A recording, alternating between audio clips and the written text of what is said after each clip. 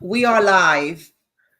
Thank you. Yomi, we are live for sure. It's been a long day, and I am glad that we were able to make the appointment work, the Yeah, interview work. thank And you. we're an hour late, but that's okay. Uh, Anybody, any of our members and friends who want to catch it later, they can still do so because Absolutely. things just live on the internet. So it's Absolutely. all good. And we're here. That's what So, matters. yes. So I am Florence Renee, the VP of Publicity and Sponsorship for PMI Central Illinois chapter. And this is our second quarter PMI-CIC on the air, which is part of our social TV program where we bring in different guests, different topics, and we just add our 2 cents into the conversation that's happening across social media. So as you can see, I have a very valuable PMI community member with me. I have the PMI Lakeshore Ontario chapter president with me, Yomi Odedeyi, and he has a bunch of other things that we're going to talk about. We're not just going to talk about PMI chapter stuff because we can get lost in that kind of stuff, right, Yomi? Yes. But we will talk about your background, your entrepreneurship, mentoring, leadership, all everything that people who are interested in pivoting into project management, or Mhm. maybe people who just want a reminder of some things that they probably forgot, and we want to bring those things back to the surface. So before we get into the interview and really get into that conversation with Yes. Yomi, I have a quick disclaimer. The views expressed on our live stream don't represent the Project Management Institute, my chapter, PMI Central Illinois chapter, PMI Lakeshore Ontario, and our current and past employers. They are our own views and thoughts from our lived experiences. And with that, Yomi, we are free to chat Thank you. and get started with the live. Thank you so much, Florence, and thank you for your flexibility in accommodating my schedule. I appreciate that. Absolutely. Thank you. Happy to do it. So I got permission to call you Yomi, but it's really Yomi, Dr. Yomi Odedeyi. And so besides that, you are a PhD. Tell us about you. Like, who are you? Where are you from? Where are you now? All Right. that good stuff. Right. Thank you. Thank you for the opportunity. So you want the long version of my elevator speech? I was born in Nigeria. I grew up there, went to one of the famous high schools in Lagos, where I was born, St. Gregory's College. I left high school in 1979, which kind of carbon dates me. If you think back to, okay, he was a teenager in 1979, how old is he now? And I'm Yeah. very proud of the fact that many of the guys I went to high school with, we're still friends till today. Mm. And we support each other, we abuse each other, we fight, we make up. We had a reunion in Orlando, Florida, just before the pandemic, and then the pandemic came. But we're planning to have another reunion next year somewhere, because like with many Nigerians, I left Nigeria up in 1991. I came to the US and I caught the IT explosion, let me say. So Mm-hmm. in Nigeria, I trained as an attorney and I was practicing Oh. as an attorney. But I always loved IT. The first money I ever borrowed in my life was to buy a computer. And I'm the kind of guy who would read the manual in the days when software came with manuals. So, Mm-hmm. so Mm-hmm. I kind of, loved IT. I loved computers and all that. And when I moved to the US in 1991, the computer age was just about exploding.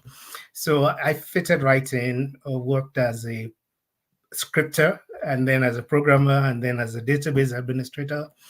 And then I went to get a business degree. I got an MBA and Mm-hmm. joined Deloitte Consulting, where I trained as a project manager because they use a very similar approach to PMI's methodology Mm-hmm. in delivering their work for clients.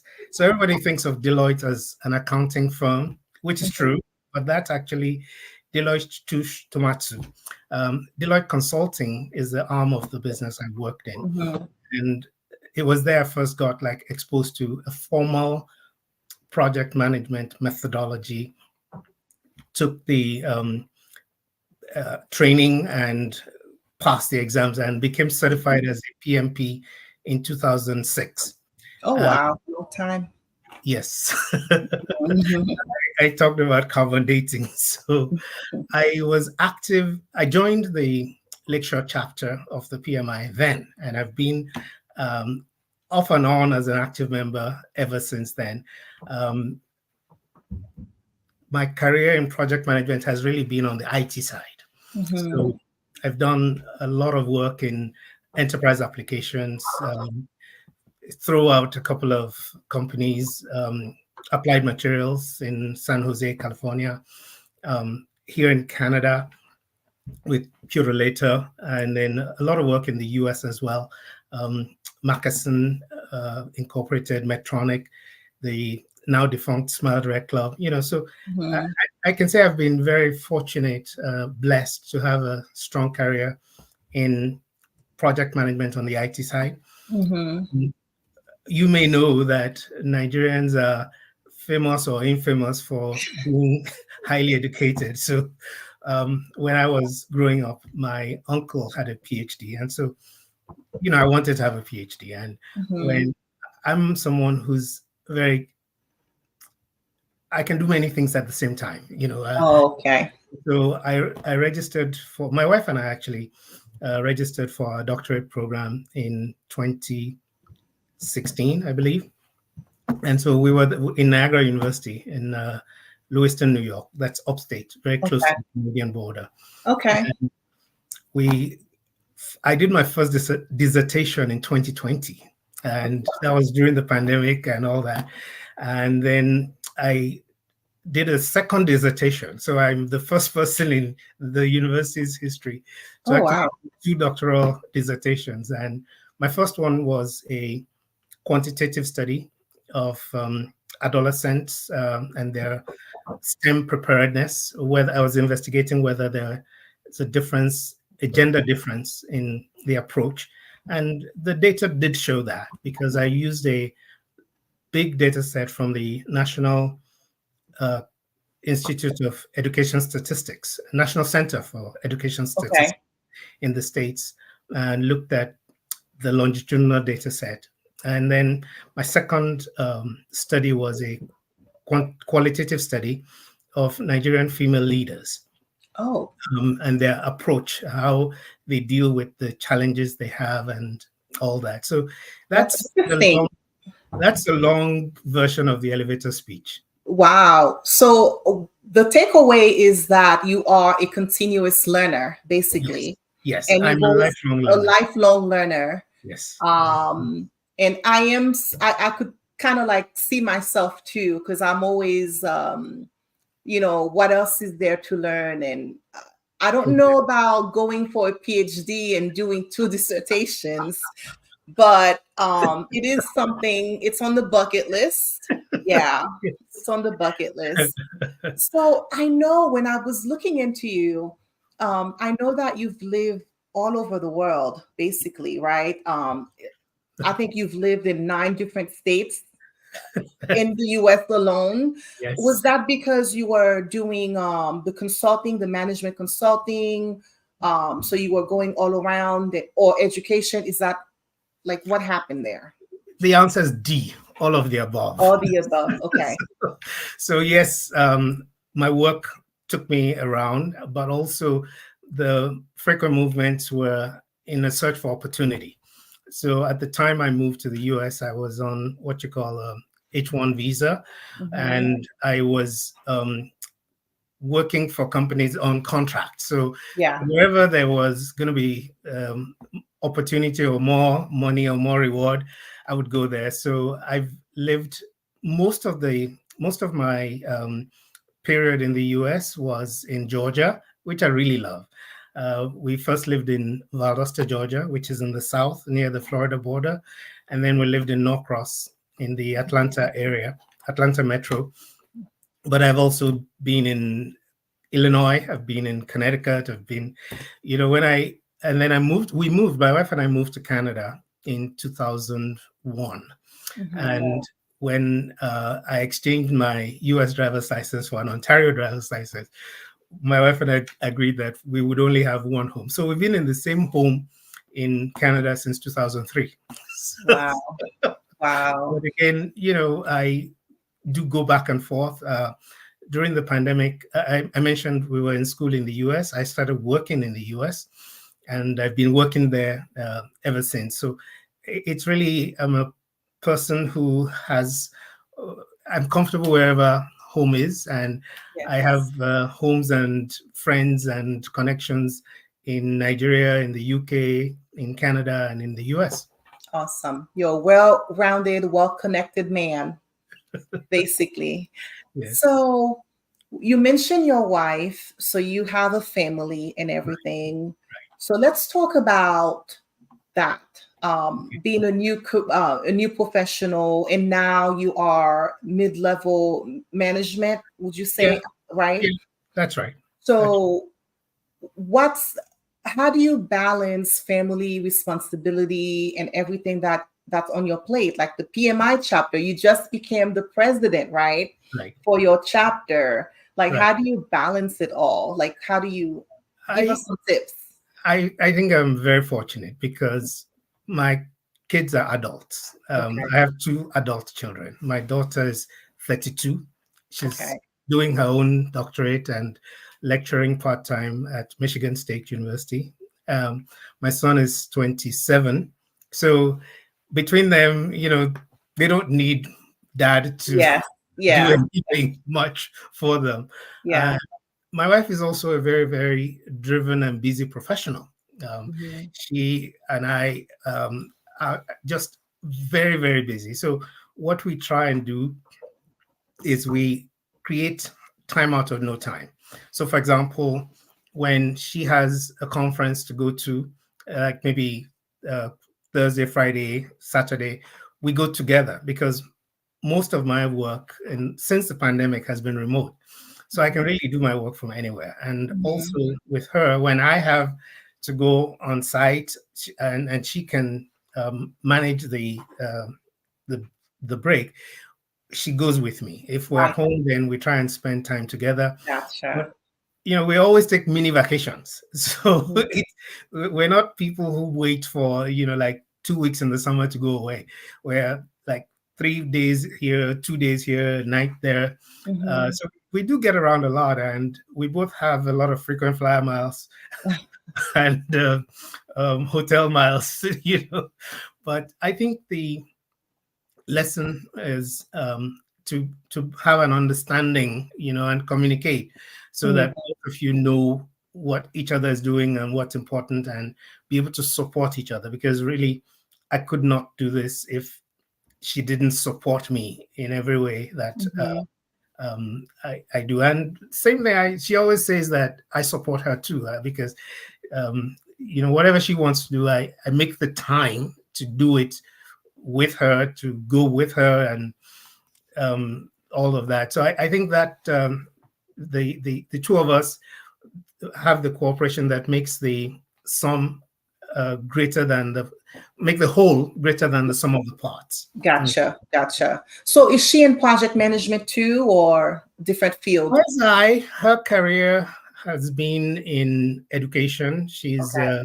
an educator, and also she's very active in the Ontario Secondary School Teachers Federation, the union. Okay. Um, she's also consulting with the Ontario Ministry of Education. That's the education department that sets policy. Yes. Um, and I should also mention that that's, I think, another thing that works for both of us, because even though we work together, we cooperate, we communicate, and all that, our professional interests are very different. Uh, Mm. she is into education, diversity, equity, rights, union, and all that, and I'm not into all of that at all. I'm Mhm. into IT. I'm into communication and project management and all that.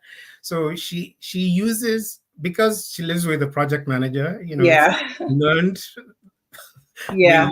the by osmosis. So she Yes. uses project management principles. And, I was surprised at a chapter retreat we had, chapter leaders. And one of them commented that it was something I shared. The person corrected me that no, it wasn't your idea, it was your wife's idea. So we kind of work together, even though we have different professional I understand. journeys. Yes. Yep, opposite attract. That's Yes. the thing. So that's interesting. So did you, I know you started out as a lawyer Mhm. and then you got into management consulting, project management on the tech side. So that was more of a, happenstance. It wasn't part of the plan, obviously, right? I But will tell you that my plan when I was in high school was to be a pilot, oh, because I had an uncle who was a pilot, and I loved their uniforms. He had this hat and the beautiful suit and all that, and got to fly to all of these places.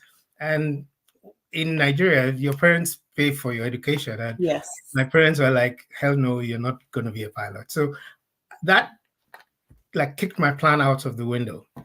So I graduated high school with no plan at all, but I had good grades. And then in Nigeria, we have something called advanced levels. So you do 5 years of high school, and then you can do 2 years of advanced level, and then get a 3-year bachelor's degree. So my mother said, well, you can't sit around the house, you have to go to advanced level. So I went to advanced level school.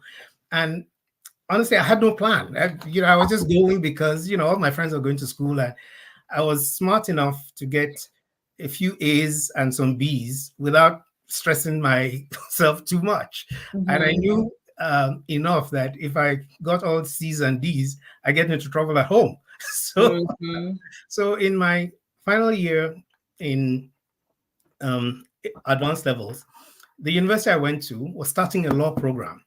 And so my mother said, just go and do this. And I said, no, I don't want to be a lawyer. I don't want to be a lawyer. And she said, well, listen, and God bless her, she's passed away now. She said, look, go and do it, because law is a profession that you can always fall back on, and if anything happens and people say, all lawyers step this way, then you're a lawyer. And to her credit, even till today, I've kept up my continuing education and licensing requirements in Nigeria. Oh, Um, wow. a lot of the people I went to law school with in Nigeria, we're still like friends. We have a WhatsApp group and all that. And many of them are very successful in their own professions and all of that. And that's one of the things I say to people now, that do what you want, do what motivates you, but, keep in touch with your old friends, people who knew you before you were anything. Um, Mhm. Either, call them on their birthday, or send a card, or, give a shout out or something. Participate in your alumni associations, because people who've known you for 40 years are very, they are different from people you met 40 days ago. Yes. Yes. There are people you knew before you guys were anything established in your professions, and you can still be friends. And my friends, many of them have their own kids who are in college here in the US or in Canada, and they reach out to me and I mentor them and all that. And Yeah. it's a blessing, because we're getting to the age now where not everybody that I went to school with is still alive. And as you get on in years, it reminds you of your mortality. Not to be morbid, but it Right. motivates you to give back. And having those connections from your youth is very valuable in life. Right. So really relationship, be in communion with others, Yes, which are all skills necessary for the project world, right? absolutely, Your team and working with stakeholders and leadership, all that good stuff. absolutely. So it sounds like you would be one of those people, you had many interests, you kind of let go of the pilot dream, but you found your niche, Yes. right? You found your niche and you've been very successful at it. Now it's been, I think you said you've been with the Lakeshore Ontario chapter for many, many years. Right. Um, are you involved in mentoring? How do you go about mentoring up and coming PMI members who are active in the chapter? Or maybe maybe they're not even chapter members in general. Like, how do you go about mentoring? Well, Um, that's an interesting question. The chapter actually has a formal mentoring program okay. where we encourage um, experienced project managers to be mentors. I'm not in that program, but I Okay. do uh, talk to people one on one. I'm a sharer. I'm interested in many different things, and people ask me, how do you have time for all this stuff? And I manage my time very carefully Mhm. because you only have 24 hours. So Yes. I have a long to-do list, and giving back is important to me. Mhm. So I give back in my religion, in the Nigerian community, and in project management as a profession. Mhm. So that was actually how I came back into chapter leadership, because like I mentioned, I joined the chapter almost 20 years ago. And Right. initially when I joined the chapter, I was very active. And in those days, we used to have what you call dinner meetings. And so I Mhm. was vice president of something, I forget what. But anyway, we had these lapel pins that you put on your suit when you go for the meeting, so to identify yourself. And then, like I mentioned, I went to Nigeria to work and to Europe. So I stopped being active in the chapter, but I kept up my membership. Mhm. PMI was important to me Yes. professionally. I liked having the PMP as a validation of the skills. People respect the credential globally. Yes. So after and then people I knew back when I first joined the chapter had, gone through chapter leadership and all that. And I was talking to one of my friends, old friends, and she was like, well, you should come back and be active, that we need people like you and blah, blah, blah. So I said, okay, well, now I've finished my dissertation. I don't have any excuse anymore. So Mhm. I joined as a portfolio manager for professional development in 2020, Mhm. and led the PD Day Mhm. across Ontario chapters, because that was in the height of the pandemic, and so Mhm. we couldn't have people come, as we would do before the pandemic. So I worked with professional development leaders in other Ontario chapters, and we had two very successful cross Ontario professional development days. And one thing led to another. And then they asked, because I was an IT guy, I was nominated to join the board as an IT director of technology. And Okay. then I ran for election because, our bylaws require people who want to serve on the board to be elected by the members. So I was elected. I was first appointed into that role, then elected. And then last year, 2023, I ran for the position of president. And so my term as president started in 2024. Mhm. It's interesting that, just as I mentioned, relationships and people knowing who you are and what you do, that was the same kind of thing that led me to be more active in the chapter and to accept this role. And I really enjoy it because it gives me a platform to talk about project management, to talk about the chapter. And interestingly, 2024 is our chapter's 25th anniversary. So Oh. we're celebrating it in a big way on the 25th of every month, 25th day of every month this year. We have one event or the other. We're Okay. celebrating with our past board members and past presidents. And, we're going to have a gala in the fall, and all that. So it's an exciting time to be Yeah. in chapter leadership, and I'm Wow. very grateful for the opportunity. I love that idea. On the 25th of each month, you guys are doing something very creative. Well, Very it wasn't my creative. idea. Well, whoever it is, maybe your publicity person, whoever it is, good job. That's a very creative way of making it the celebration that it is. Yes, 25 years is a long time to be absolutely. around and doing this. Now, you talked about the Lakeshore chapter. How big is it as far as like Right, your members? right now we have about 2,800 members. Wow. I think after the Toronto chapter, it's the second biggest, if not second, is one of the top 5 in Canada. So it's Okay. and actually I would say in America too, because not a lot of chapters have more than 2,000 members, and Yeah.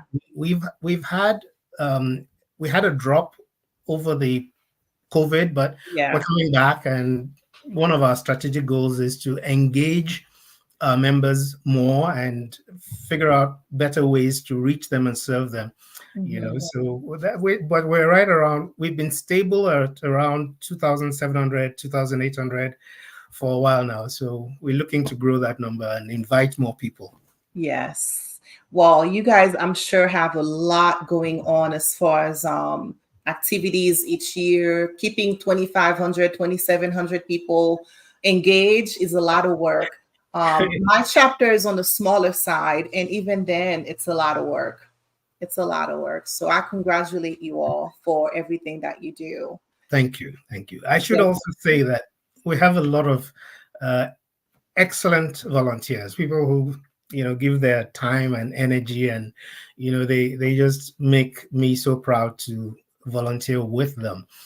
So it's not any one person, it's all of us. Like I said, like I like to say, the whole is greater than the sum of the parts, and Yes. really it's the volunteers and the members who Mhm. keep us on our toes, and we have to give them value and keep them renewing. So Good. That I would agree with that. You know how earlier you said that your PMP, it's PMP is known everywhere. It's accepted. There's like a prestige, attached to it, right? So with the AI and revolution, everything that's going on, um, where do you think project management is going and project work is going? Like, what's your take on that whole? that's a great question. The impact of artificial intelligence is going to be like the steam engine was in back in the day. I see it as a step change in the way that white collar work is done, Mhm. and even I would say many other types of work are done, because what it does is that it empowers, uplifts one's work as an accessory. Because really, what the artificial intelligence that we have today, what it does, the large language models, most of them are based on large language models. It's really to be, for the audience who are statistically inclined, it's basically probability. So it takes the series of text that you've typed in, or the prompt, and it knows, because it's been trained on a huge data set, it knows what the likely probability is for the next word. And what that means is that it's very good at, one, reading intent. The large language models that we have today are very good at reading between the lines. So if you give it, like, for example, a job description and ask it to suggest a resume that would match the job description, it can it can make inferences and Mhm. make recommendations based on that. So this will change the way that project management, the technical side of project management, is done. And I should say the qualitative side of it. Because they are large language models trained on text, they're not yet very good with numbers. So, if you needed to solve the square root of tau, or to calculate, solve quadratic equations and do serious statistical modeling, you're better off using tools that are designed for that. So the current AI tools aren't very, very good at things that are number crunching intensive, but they're excellent at word crunching. So in our work as PMs, note taking, summarizing minutes, summarizing action items. Today, you could attend a project meeting and record the conversation that's going on. So you don't have to, stop people and try to get what they said correctly.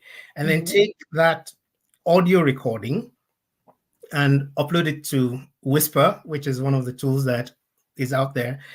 It takes the audio and transcribes it and produces text. You check the text, make sure the text is accurate, upload the text into a large language model. And because they are branded, I don't want to name names, but there are a few good ones. There are 3 or 4 good ones. And it will produce the action items and the minute summary and all that. And that is something that when I first started, you would attend meetings all day, and then in the evening you do your minutes and action items and all that. And I discovered schedule send of emails. So I'm actually producing the minutes, at 10 p.m.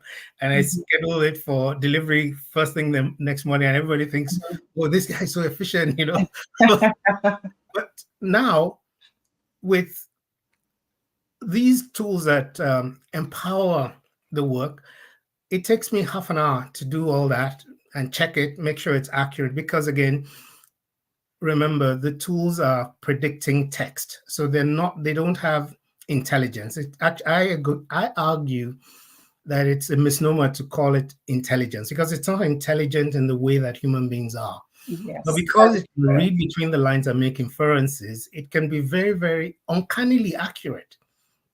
And so that will change the communication aspects of our work. It will change the reporting aspects of our work. But also,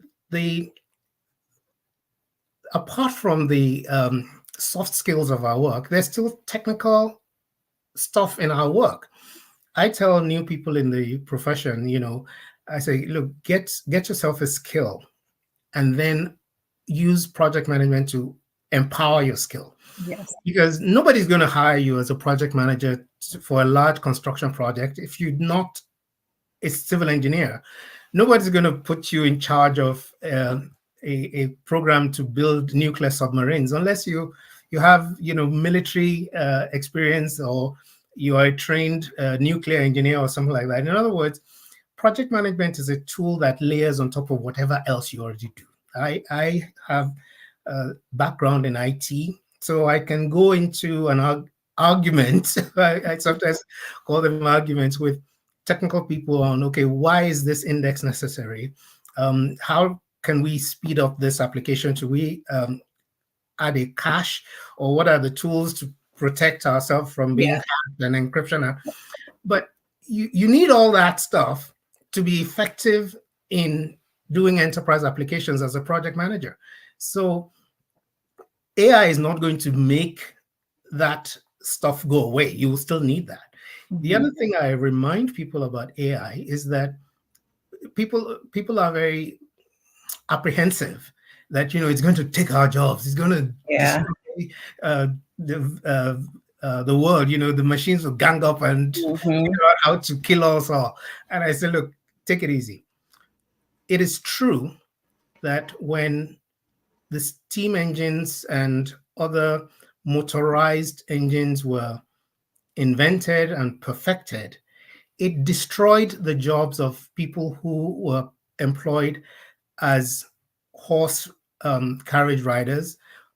All the people who used to work as blacksmiths doing horseshoes, they all lost their jobs.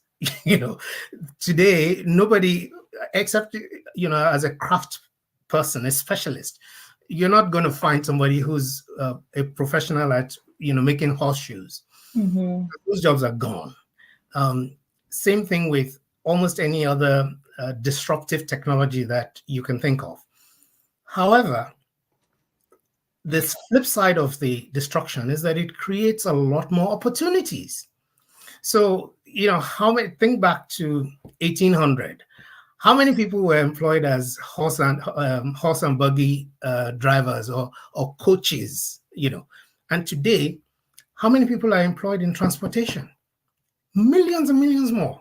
So, in other words, just as artificial intelligence will make some jobs obsolete, it'll also create a lot of new jobs. That when I was in graduate school, initially, the job of a prompt engineer did not exist. There was nobody whose job title was prompt engineer. Today, if you are a prompt engineer, you're a hotcake. People, you don't have to pound the streets looking for work. They're looking for you. You post on LinkedIn that you know something about data science, they come looking for you. The job title data scientist did not exist. There have been statisticians from the beginning of time. But today, someone comes out of, trade school and calls themselves a data scientist, they'll get a job that pays 6 figures. The fact is, creative destruction is what is really going to happen, I think. Where, yes, some jobs will be lost. A lot of jobs will change the content. So my wife is in education, as I mentioned, and younger people understand this technology natively. I had to study it. We have to train on it and all that. Yeah. It comes to them naturally. And a lot of school districts are struggling with how to include artificial intelligence in the curriculum. And some of them, for risk avoidance reasons, they ban students from using it and all that. And I advocate that, look, train them and let them understand that it's an accessory. 1, 2, because it's an accessory, you still have to understand what to do with it. So if you take a sports metaphor, you can wear the nicest sneakers and all that, but if you can't run, if you don't have the lung capacity to exert your physical body, you will not be a superstar. Your shoes will not make that much of a difference. Now, Right. if you have the basics and you have a very good pair of shoes, yeah, you may, you may win the silver medal instead of the bronze. So what I'm trying to say is that artificial intelligence is going to make the work easier, and it's going to create new kinds of work. And at the same time, the people who say it's going to destroy jobs, they're correct. So from a public policy perspective, what we all have to do is understand it and then help the transition. Because we can't just say, well, it's going to destroy jobs, and so that's okay. That's not okay.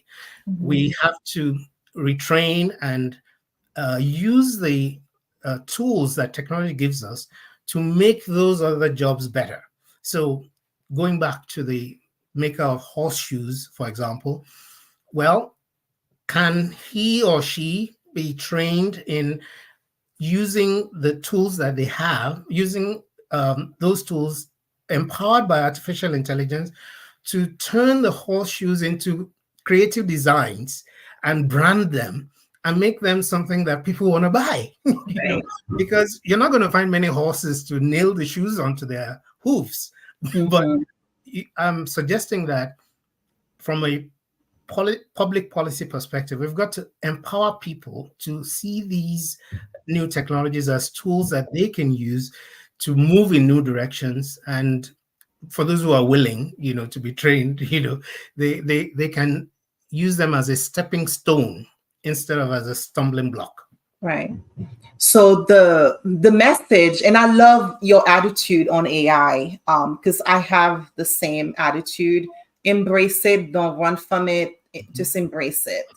Because we can't, it's unavoidable, right? We're going either way, aboard, do what you can to upskill, at least read, be open. And as things shape up and get more refined, then you can kind of make a decision. But open yourself up. Be open. Be a student. Be a learner. So I love how you how you see AI. And I would say your view is in line with what the Project Management Institute is trying to do, embracing it, Mhm.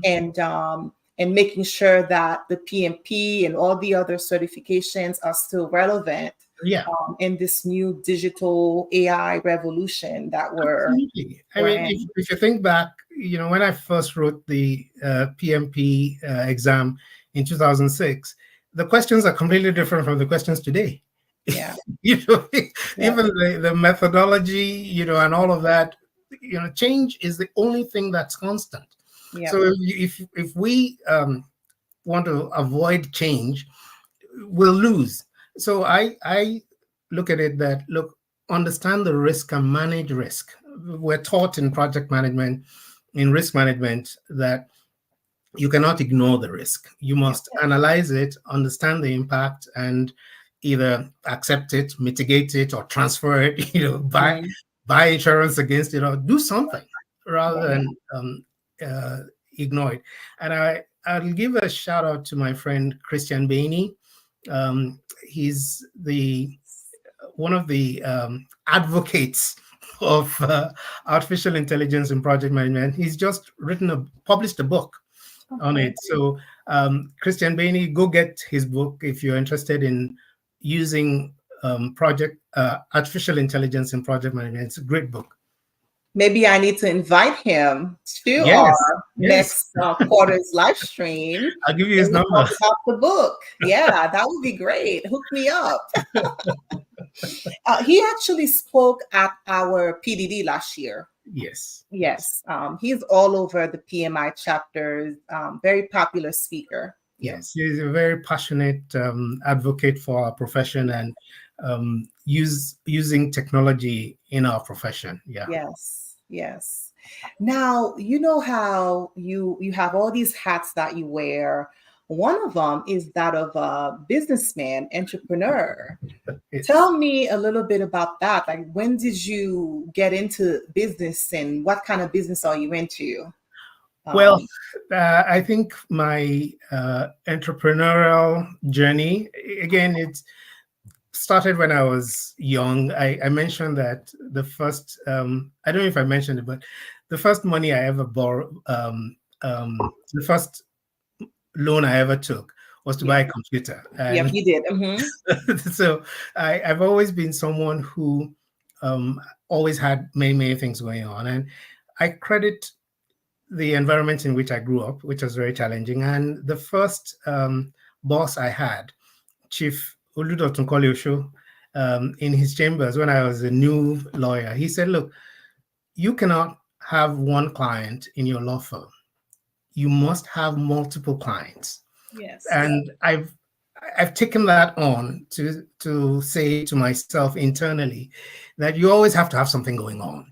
yes, And so, when I was in college, for example, I was tutoring. I was on the side. I've always had one kind of side hustle or the other going on. hmm, And in 2010, some friends and I we registered an IT company, and we today have about 120 people on payroll wow, in Nigeria doing enterprise applications, and we're starting a training academy to help people get certified on um, IT skills and all that. Because, like many developing countries, Nigeria has a huge population of young people, yes, and they need um, avenues to get good jobs, and IT yeah, is a good one for that. yes, The other thing I have been doing is ERP consulting. So I mentioned I started out as a database administrator and a tinkerer with IT. I hold um, Oracle database certification. I don't even know if it's expired or not, but anyway, mm, um, I have I had a side hustle as a database administrator, providing backup, tuning, consulting, and some of these relationships are relationships that I've had, many, many years. And my friends who run those companies. They call me and ask me for advice and all that. And sometimes I do it for free. Sometimes I charge people. Yeah. I'm interested in many, many different things. So the one of the projects I also do is helping small and mid-sized companies with backup, and we're trying to grow that into a managed services provider. Um, I mentioned I have a doctorate degree. I collaborating with people in the um, International Leadership Association, which I'm a member of, on various academic projects, and probably next year going to publish a book chapter, contribute to a book chapter. So Mhm. it's like 16 different balls Yeah. Yeah. all at the same time, But I enjoy it. I'm someone who can't the way we say it in Yoruba language, which is the language in the part of Nigeria I come from, is that you cannot let grass grow under your feet. Mm. In other words, you can't stand in one place Yeah. where grass begins to grow under your feet. You've got Yeah. to get something going, get something doing. I would also say that the flip side of that is that I don't watch movies. I Mm. don't watch sports. Oh. I don't have time, because you only have 24 hours in a day. Yeah. Yeah. Or, the president or whatever you do, all of us only have 24 hours. So my schedule makes it that I can't do some things. So I Yeah. have I have a friend, a couple who are movie buffs. Before they go to the theater. Before the pandemic, they would go and all that. And so when my wife and I want to watch movies, we invite them over, and then we have a movie night. Mm. But it doesn't happen frequently. And then when I speak to her on the phone, she's like, "Oh, have you seen this? Have you seen that?" And I'm like, "Look, the last time I saw a movie was when you were in my house." When you were- So you are one busy man. Um, so you have 120 employees in your tech company in Nigeria. Um, and you have so many other things going on, consulting things that you have going on. You call it side hustle. How do you feel about people who are overemployed, like they work for a company, but yet they have another full-time job, especially now with the whole hybrid working from home? What's your take on having two hybrid jobs at the same, not side hustles necessarily, but Right. in a way, it is hustling. Yes. It is. Like, how do you feel about that? To them, I say more power to you. Okay. And the example I like to give is Elon Musk. Elon Musk is CEO of Tesla, CEO of Twitter, CEO of SpaceX, and CEO of a boring company. He's running like 5 or 6 companies, and nobody gives him any grief over the fact that he's got all this. He's spread out all over.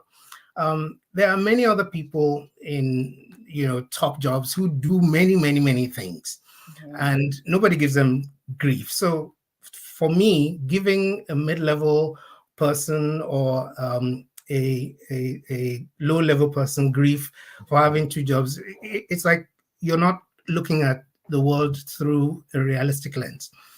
People who are challenged economically have to have 2 jobs. Mhm. Because they don't make enough money on one job to sustain themselves. So for me, the question is not whether you should have a side hustle or not. I have many side hustles. The question is, be ethical about it. You Mhm. don't put yourself in a position, or you should not, let me say, put yourself in a position where you're competing with your employer. So I do IT projects. I do consulting. I don't do consulting on the things that I'm paid as an employee to do. Mhm. I collaborate with people on research projects to do with paradox leadership, because that's that's my academic home. Mhm. Paradox leadership has nothing to do with warehouse management and all of the things that I do for my employer. In other words, these are, to the extent possible, siloed activities. So I volunteer for the Project Management Institute and a couple of other charitable organizations, and they don't conflict. So I'm comfortable in my heart and in my head, Yes. doing those things. And, I tell people that buys me the toys I want to play with. Yes. So that's what I encourage people to do. Don't be afraid and don't be shy to expand yourself if you're comfortable doing it. If you're not, then that's okay. But if you are, by all means go for it, because the reality, especially for immigrants, especially for Black and brown people, is that you have to be looking out for yourself. The capitalist system is designed to reward enterprise. So if you're able and willing and interested in it, I see nothing wrong in being entrepreneurial. There are myriad. You can go to the local bookstore and look in the nonfiction section. The myriad books by entrepreneurs, serial entrepreneurs who've done many, many businesses, and they have their successes and failures. So why not you?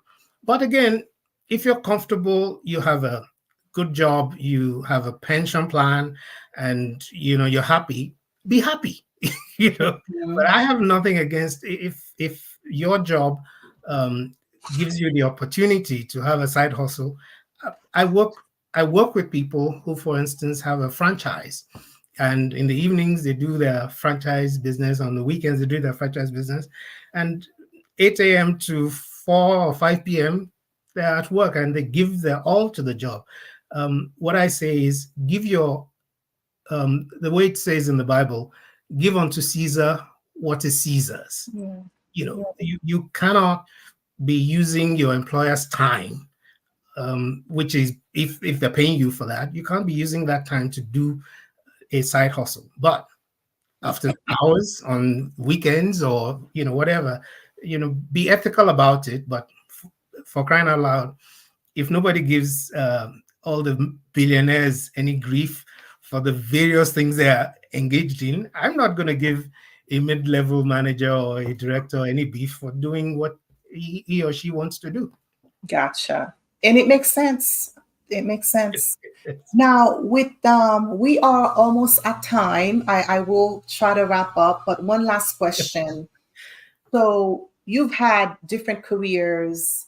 Obviously, you're a continuous learner. Mm-hmm. What do you think made you successful in all the pockets, all the different things that you've done? What do you think made you successful? You hit a good question, and the way I would answer it is the way that Dr. Polka taught us to answer it. Dr. Polka was the director, or is the director, of the doctorate program at Niagara University, where I got my degree. And when I got into the program, he was 73 years old on his third career. He had two previous careers where he had retired, so he was collecting two pensions and a salary. And the way he put it is that you have to understand what your source of power is. Where does your power come from? And he led us through an introspection, and there are exercises, there are books. Go on YouTube and search, you'll find a lot of videos and all that. My source of power is my knowledge. I am successful mostly because I am a quick learner. I understand how to draw connections between different things that I have learned. So I know, for instance, structural equation modeling, which is a advanced statistical technique for drawing inferences from large data sets, numerical data. So applying that to machine learning, I understand how machine learning works, because it's kind of like the same thing, because structural equation modeling is a series of regressions. And once you're good at those kinds of things, knowledge in one area becomes the stepping stone to knowledge in another area. So that's my answer to that question. And I think that's why I've been a continuous learner, and all that. My wife is kind of like the same way. She has 5 university degrees. I have only 3, but Wow. we share that we're very curious. We want to know why, and I think that's the key. If you can go into a situation and help people um, understand why and be able to communicate the why, because everybody can describe the how, everybody can describe the what. So if you look at my virtual background here, okay, there's lights and a bookshelf in the corner. You can describe the what, you can describe the how. If you are good at describing the why, then you have an edge, because you can and then you can explain it in plain English or in Mhm. plain language. That gives you the ability to do virtually anything you want to do. I love that answer. I love it. So, with that being said, do you have any parting advice for maybe new people who are getting into project management, or maybe somebody who's an individual contributor looking to do something more with their career?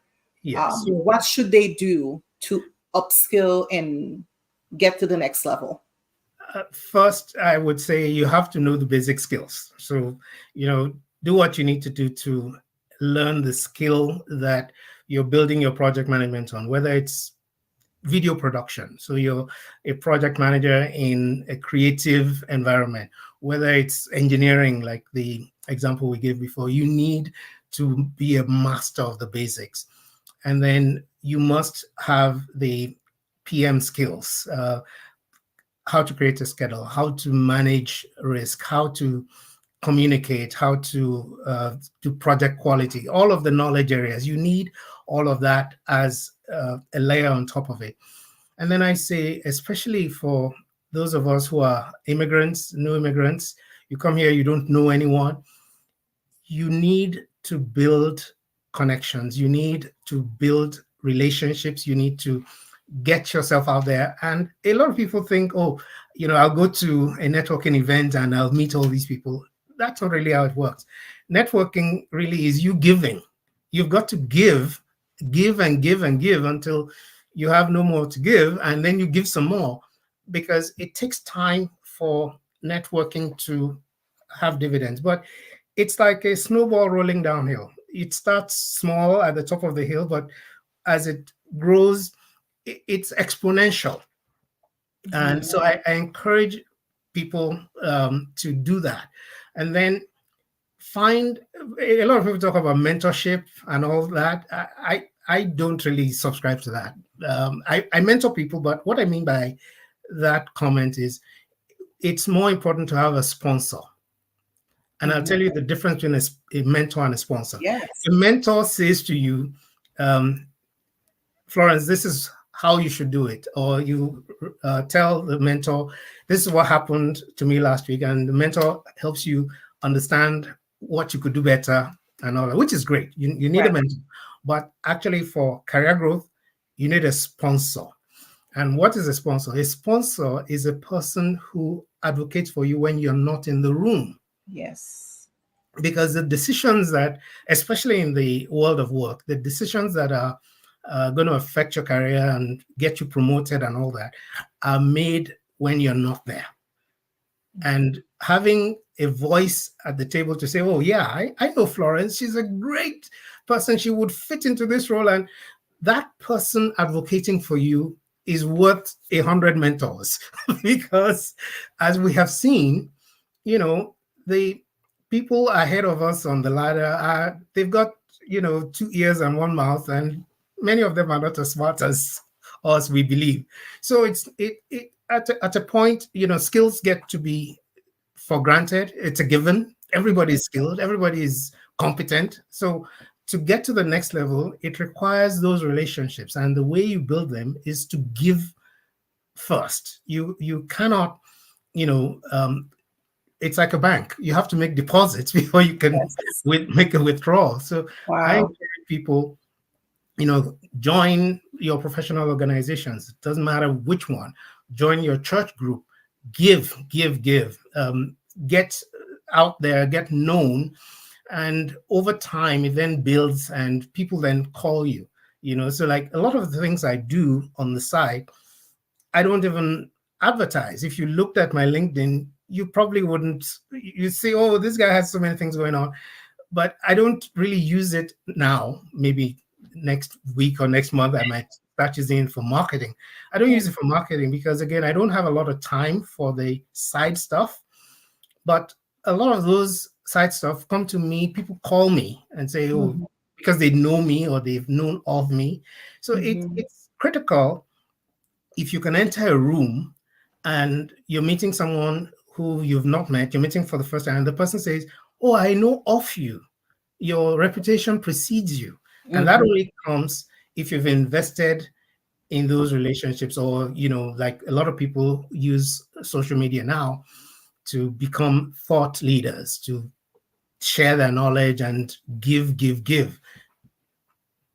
Wow. You dropped so many gems that as you were talking, I'm like, I'm going to cut the video in this segment and do this and do that.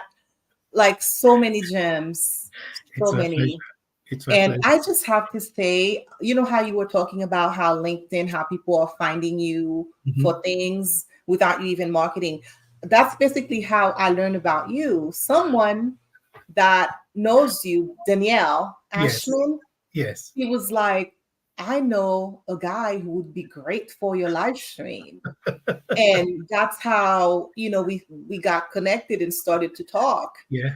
So yeah, a lot of times your reputation, the connections that you make are Exactly. the things that will open doors for you. And Anywhere now you you and I go, are connected forever. So anywhere you go, give it your 110%, because yeah. people are watching and they're noticing, oh, this person is a good guy. He delivers, or she is reliable and all that. So when I have the opportunity to mention, I will. And then when you're in the room, talk about other people, talk them up and, let it go around. So.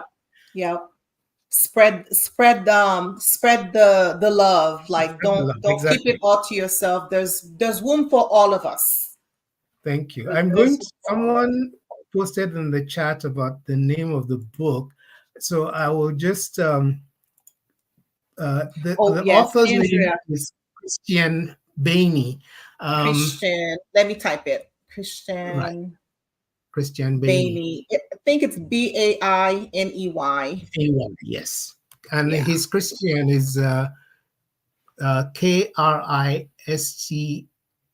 Oh, I got it. I got it right. Okay, with a K. Yeah, with a K. I can't remember the name of the book, but it's a great book, and you should get it. Okay, sorry. Yeah, it's K. So we got that was the question. We had some good interaction. Thank you so much, Andrea, for stopping in. She was actually somebody that did our live stream last year. Oh, wow. Okay. Yeah, she did. I'm going to go find that on YouTube and watch it. Thank you. She's great. And she's all the way in the Bahamas. Wow. And she's the first, she set up the first agile COP over there. And she's doing amazing work in the Bahamas. Great. Yeah, she's a wonderful person to get to know. Thank you. Yeah. So it is 8:05. I can't thank you enough, Yomi, for your time. And like I said, all the gems that you dropped tonight. I just want to say, if you missed tonight's live stream, it's okay. It's going to be online. It'll live there forever.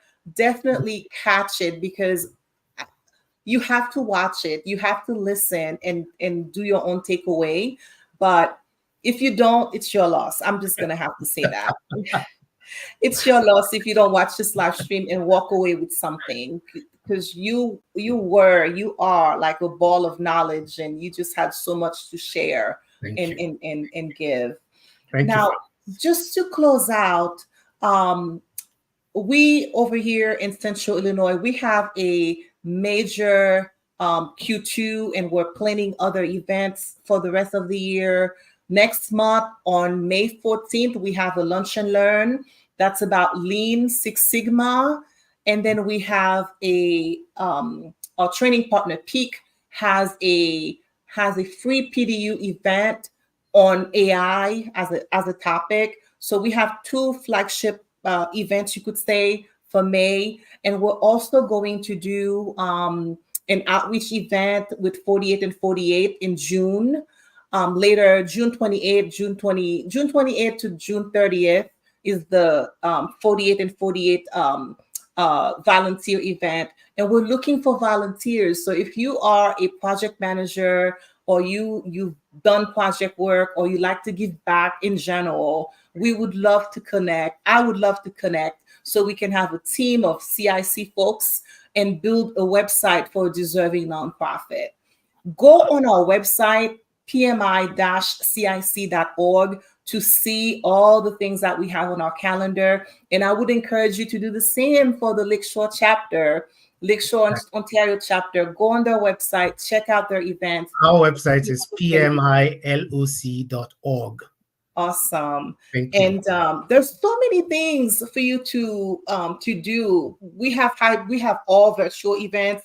I'm sure you have a mix hybrid. We have a mix now. We're going hybrid, have some in person and all that. So yeah, there's just so many things going on throughout the PMI chapters that if you don't have anything to do, I don't know what's going on. There is something you can do. You can find and sink your teeth in it and upskill and learn something. Yomi, do you have any last minute words? I think I'm all done. I'm really gonna sit back and watch our video as a regular person, not the interviewer, because like I said, you dropped a ton of knowledge tonight. Thank you. I want to thank everyone in the audience for this opportunity, and I really want to express my appreciation to you, Florence, for your patience with me through the process getting here, and for the opportunity to reach out. Thank you very much. And hopefully we'll get to invite you to come to one of our virtual events as well. I would love that. Invite me anytime. Thank you. All right. Well, I will stop the stream, and everybody have a good evening, and we will catch you in Q3. Have a good one. Bye.